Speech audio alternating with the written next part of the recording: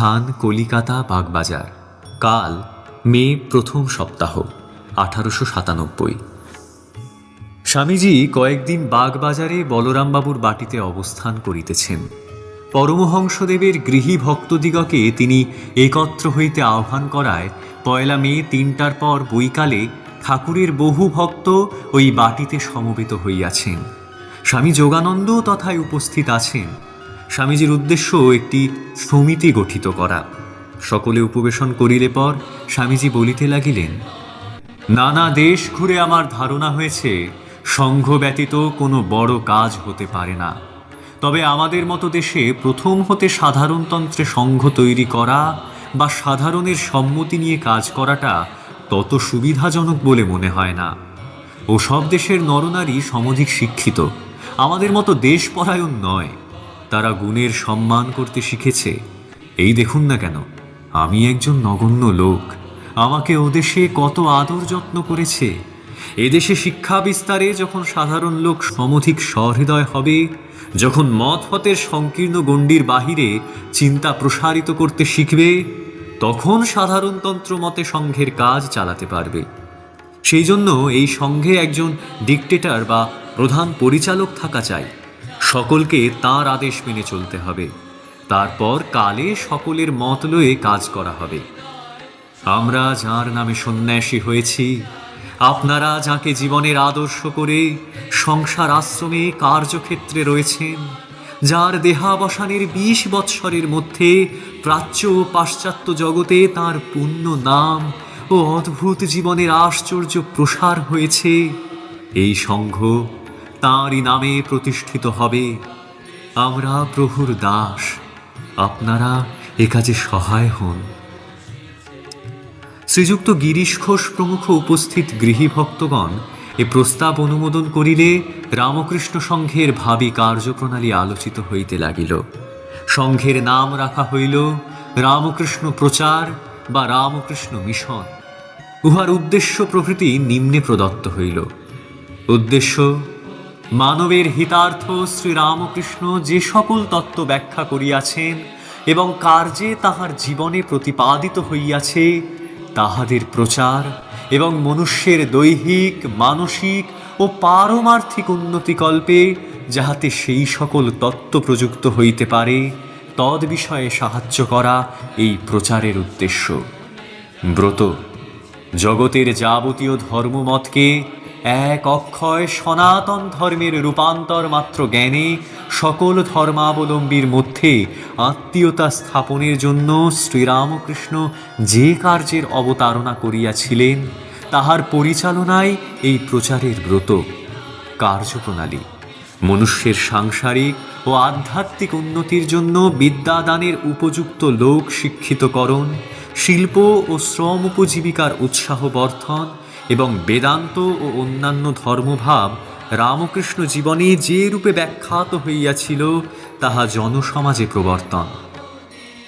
ভারতবর্ষীয় কার্য, ভারতবর্ষের নগরে নগরে আচার্যব্রত গ্রহণাভিলাষী গৃহস্থ বা সন্ন্যাসীদিগের শিক্ষার জন্য আশ্রম স্থাপন এবং যাহাতে তাহারা দেশ দেশান্তরে গিয়া জনগণকে শিক্ষিত করিতে পারেন, তাহার উপায় অবলম্বন। বিদেশীয় কার্য বিভাগ, ভারত বহির্ভূত প্রদেশসমূহে ব্রতধারী প্রেরণ এবং তত্তদ্দেশে স্থাপিত আশ্রম সকলের সহিত ভারতীয় আশ্রম সকলের ঘনিষ্ঠতা ও সহানুভূতি বর্ধন এবং নূতন নূতন আশ্রম সংস্থাপন। স্বামীজি স্বয়ং উক্ত সমিতির সাধারণ সভাপতি হইলেন। স্বামী ব্রহ্মানন্দ কলিকাতা কেন্দ্রের সভাপতি এবং স্বামী যোগানন্দ তাহার সহকারী হইলেন।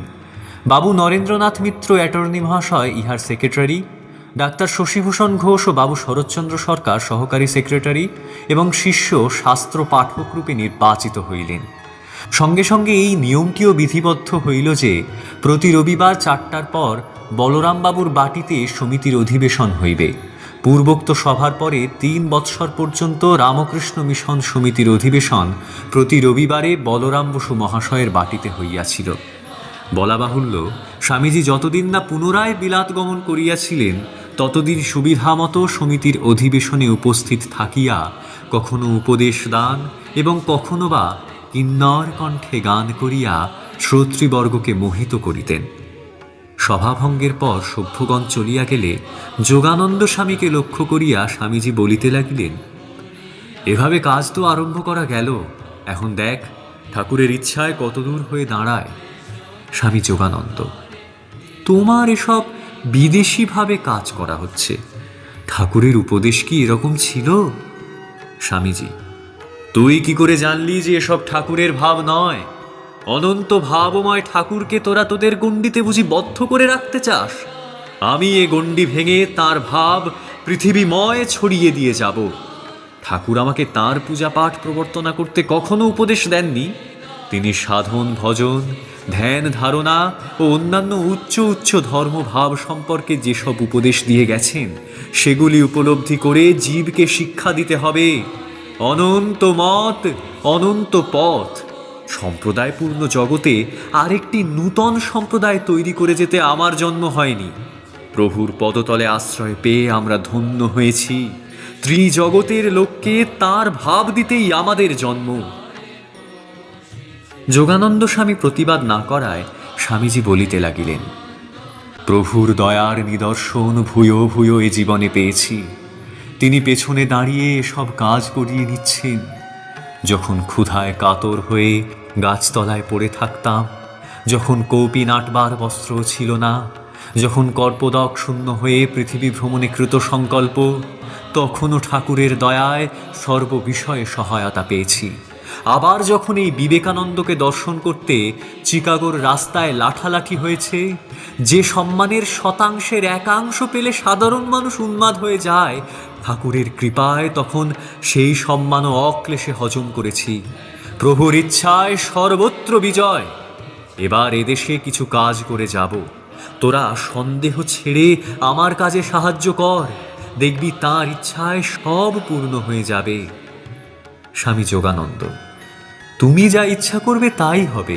আমরা তো চিরদিন তোমারই আজ্ঞানুবর্তী। ঠাকুর যে তোমার ভিতর দিয়ে এসব করছেন, মাঝে মাঝে তা বেশ দেখতে পাচ্ছি।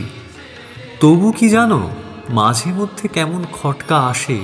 ঠাকুরের কার্যপ্রণালী অন্যরূপ দেখেছি কি না, তাই মনে হয় আমরা তার শিক্ষা ছেড়ে অন্য পথে চলছি না তো।